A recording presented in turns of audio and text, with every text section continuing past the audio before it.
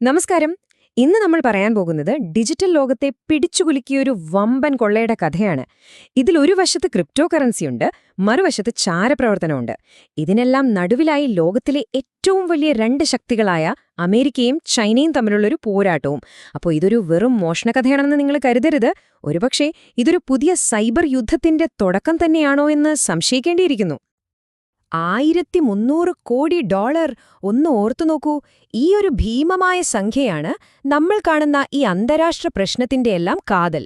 ഇത്രയും വലിയ തുകയുടെ ബിറ്റ്കോയിൻ ആരുടെ കയ്യിലാണെന്നതിനെ ചൊല്ലിയാണ് ലോകത്തിലെ ആ രണ്ട് വൻശക്തികൾ നേർക്കുനേർ നിൽക്കുന്നത്. ഞാൻ നേരത്തെ പറഞ്ഞില്ലേ, ഇതൊരു സാധാരണ മോഷണമല്ല. കാരണം ഇത് ഏതെങ്കിലും ഒരു ഹാക്കർ നടത്തിയ പണിയല്ല.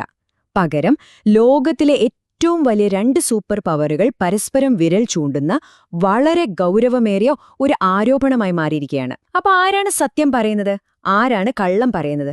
നമുക്കൊന്ന് വിശദമായി പരിശോധിക്കാം. അപ്പോ നമ്മുടെ എല്ലാ മനസ്സിലുള്ള പ്രധാന ചോദ്യം ഇതാണ്: ഇതിനെ ഒരു സാധാരണ കുറ്റകൃത്യമായി തള്ളിക്കളയാൻ പറ്റുമോ?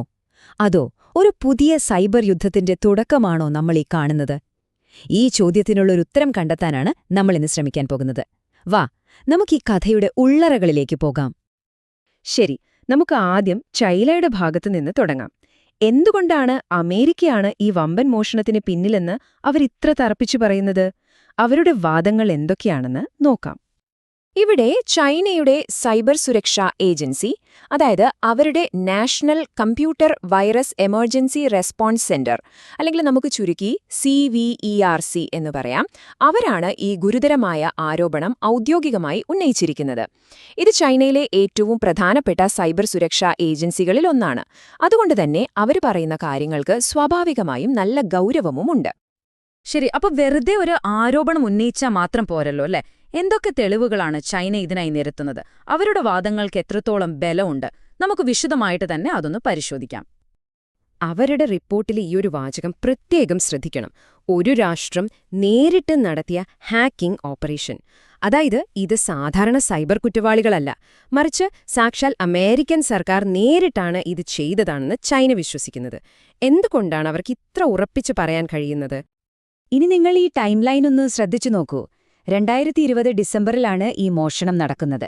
പക്ഷേ അതിനുശേഷം ഏകദേശം 4 വർഷത്തോളം കോടിക്കണക്കിന് ഡോളർ വില വരുന്ന ഈ ബിറ്റ്കോയിനുകൾ ആരും തൊടാതെ ഒരിടത്ത് കിടന്നു. ഒടുവിൽ 2024 പകുതിയോടെയാണ് അത് ആദ്യമായിട്ട് ഒരിടത്ത് നിന്ന് മറ്റൊരിടത്തേക്ക് നീക്കുന്നത്. സാധാരണ ഒരു ഹാക്കർ എന്ത് ചെയ്യും? പണം കിട്ടിയാൽ ഉടനെ അത് എങ്ങനെയെങ്കിലും മാറ്റിയെടുക്കാൻ നോക്കും, അല്ലേ? എന്നാൽ ഇവിടെയുണ്ടായ ഈ നീണ്ട കാലതാമസമാണ് ചൈനയുടെ ഏറ്റവും വലിയ സംശയത്തിന് കാരണം. ഒരു സാധാരണ ഹാക്കറുടെ ലക്ഷ്യം എന്തായിരിക്കും? എത്രയും പെട്ടെന്ന് പണം സുരക്ഷിതമാക്കുക എന്നതായിരിക്കും, അല്ലേ? എന്നാൽ ഇവിടെ ഈ 4 വർഷത്തെ കാത്തിരിപ്പ്, അത് സൂചിപ്പിക്കുന്നത് ഇതൊരു സാധാരണ മോഷണമല്ല, മറിച്ച് വളരെ ക്ഷമയോടെയും ആസൂത്രിതമായും നടത്തിയ ഒരു നീക്കമായിരുന്നു എന്നാണ്. ഇതാണ് ചൈനയുടെ വാദത്തിന്റെ പ്രധാന പോയിന്റ്. അതുകൊണ്ടുതന്നെ അമേരിക്കയുടെ ഈ പിടിച്ചെടുക്കൽ നടപടിയെ ചൈന വിശേഷിപ്പിക്കുന്നത് ഒരു ഇരട്ടച്ചതി എന്നാണ്. അതായത് അവരുടെ കാഴ്ചപ്പാടിൽ ആദ്യം അമേരിക്ക തന്നെ ഈ ബിറ്റ്കോയിൻ മോഷ്ടിച്ചു, എന്നിട്ട് വർഷങ്ങൾക്കു ശേഷം ഇത് ഞങ്ങൾ നിയമപരമായി പിടിച്ചെടുത്തുവെന്ന് പറഞ്ഞ് ഒരു കള്ളക്കഥയുണ്ടാക്കി. ചുരുക്കി പറഞ്ഞാൽ സ്വന്തം മോഷണം മറച്ചുവെക്കാൻ വേണ്ടി നിയമത്തെ ഒരു മറയാക്കി ഉപയോഗിച്ചു എന്ന് ചൈന ആരോപിക്കുന്നു. ശരി, അപ്പോ ചൈനയുടെ ഭാഗം നമ്മൾ കേട്ടുകഴിഞ്ഞു. ഇനി നമുക്ക് നാണയത്തിന്റെ മറുവശം നോക്കാം. ഇത്രയും ഗുരുതരമായ ആരോപണങ്ങളോട് വാഷിംഗ്ടണ് എന്താണ് പറയാനുള്ളത്? എന്താണ് അമേരിക്കയുടെ ഔദ്യോഗിക ഭാഷ്യം?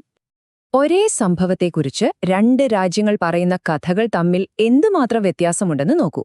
ചൈന ഇതിനെ ഒരു സർക്കാർ പിന്തുണയുള്ള സൈബർ കൊള്ളയാണെന്ന് പറയുമ്പോൾ അമേരിക്ക പറയുന്നു ഇത് നിയമപരമായ ഒരു ആസ്തി കണ്ടുകെട്ടൽ മാത്രമാണെന്ന്.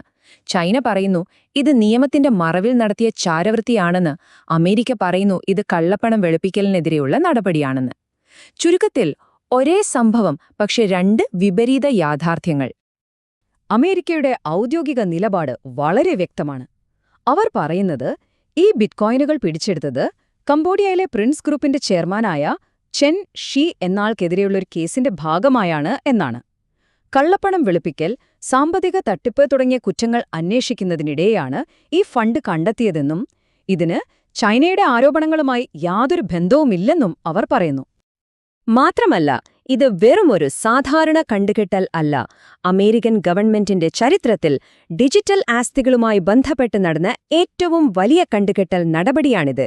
അതുകൊണ്ട് തന്നെ ഇതൊരു നിസാര കേസല്ലെന്നും ഇതിനു പിന്നിൽ വളരെ വ്യക്തമായ തെളിവുകളുണ്ടെന്നുമാണ് അമേരിക്കയുടെ വാദം. എന്നാൽ കഥ ഇവിടെ തീരുന്നില്ല.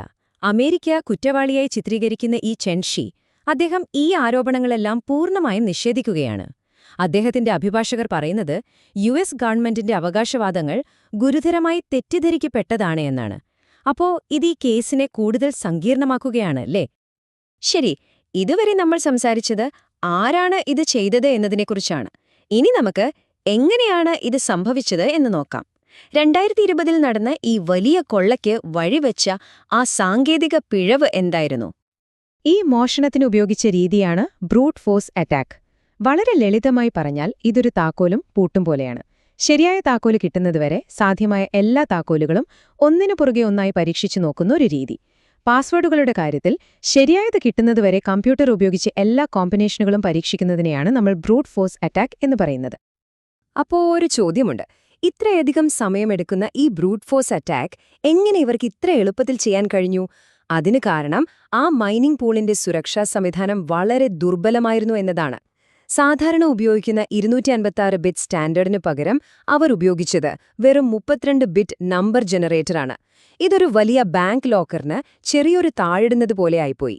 ഈ പിഴവ് മുതലെടുത്ത് വെറും മണിക്കൂറുകൾക്കുള്ളിലാണ് 5000-ലധികം വാലറ്റുകൾ അവർ കൊള്ളയടിച്ചത്. ഒരു കാര്യം കൂടി ഓർക്കണം. 2020 ഈ മോഷണം നടക്കുമ്പോൾ ഈ ബിറ്റ്കോയിനുകളുടെ മൂല്യം $350 കോടി ആയിരുന്നു. എന്നാൽ 4 വർഷം കൊണ്ട് ക്രിപ്റ്റോ വിപണിയിലുണ്ടായ കുതിച്ചുചാട്ടത്തില് അതിന്റെ ഇന്നത്തെ മൂല്യം നമ്മൾ ആദ്യം പറഞ്ഞ $1300 കോടി ഉയർന്നു. ഈ ഭീമമായ തുകയാണ് ഈ തർക്കത്തെ ഇത്രയധികം ചൂടുപിടിപ്പിക്കുന്നത്. ഈ സംഭവം വെറുമൊരു മോഷണകഥ മാത്രമല്ല. ഇതിന് ലോകരാഷ്ട്രീയത്തിൽ തന്നെ വലിയ പ്രത്യാഘാതങ്ങളുണ്ട്. അമേരിക്കയും ചൈനയും തമ്മിലുള്ള ബന്ധത്തെയും നമ്മുടെ ഡിജിറ്റൽ ലോകത്തിന്റെ ഭാവിയെയും ഇതെങ്ങനെയായിരിക്കും ബാധിക്കുക? ഒരു പുതിയ സൈബർ ശീതയുദ്ധത്തിനാണോ നമ്മൾ സാക്ഷ്യം വഹിക്കാൻ പോകുന്നത്? പിടിച്ചെടുത്ത ഈ തുക ലോകത്തിലെ മൊത്തം ബിറ്റ്കോയിൻ സപ്ലൈയുടെ 0.65% വരും. കേൾക്കുമ്പോൾ ഇതൊരു ചെറിയ ശതമാനമായി തോന്നാമെങ്കിലും ഇത്രയും വലിയൊരു തുക ഒരു അന്താരാഷ്ട്ര തർക്കത്തിൽ ഉൾപ്പെടുന്നത് ക്രിപ്റ്റോ വിപണിയിൽ വലിയ അസ്ഥിരതയുണ്ടാക്കാൻ സാധ്യതയുണ്ട്. ഒരു രാജ്യത്തിന്റെ നടപടി ലോകമെമ്പാടുമുള്ള ഒരു ഡിജിറ്റൽ കറൻസിയെ എങ്ങനെ ബാധിക്കാം എന്നതിന്റെ ഒരു ഉത്തമ ഉദാഹരണമാണിത്.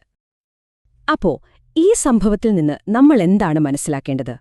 ഒന്നാമതായി, അമേരിക്കയും ചൈനയും തമ്മിലുള്ള സൈബർ സംഘർഷങ്ങൾ കൂടുതൽ രൂക്ഷമാവുകയാണ്. രണ്ടാമതായി, നിയമപാലനവും ചാരവൃത്തിയും തമ്മിലുള്ള അതിർവരമ്പുകൾ ഡിജിറ്റൽ ലോകത്ത് ഇല്ലാതായിക്കൊണ്ടിരിക്കുന്നു. ഇത് ഡിജിറ്റൽ ആസ്തികളുടെ ഭാവിയെക്കുറിച്ചും അന്താരാഷ്ട്ര നിയമങ്ങളെക്കുറിച്ചുമെല്ലാം ഒരുപാട് പുതിയ ചോദ്യങ്ങൾ ഉയർത്തുന്നുണ്ട്. അങ്ങനെ നമ്മൾ എത്തി നിൽക്കുന്നത് ഈ ഒരു വലിയ ചോദ്യത്തിനു മുന്നിലാണ്.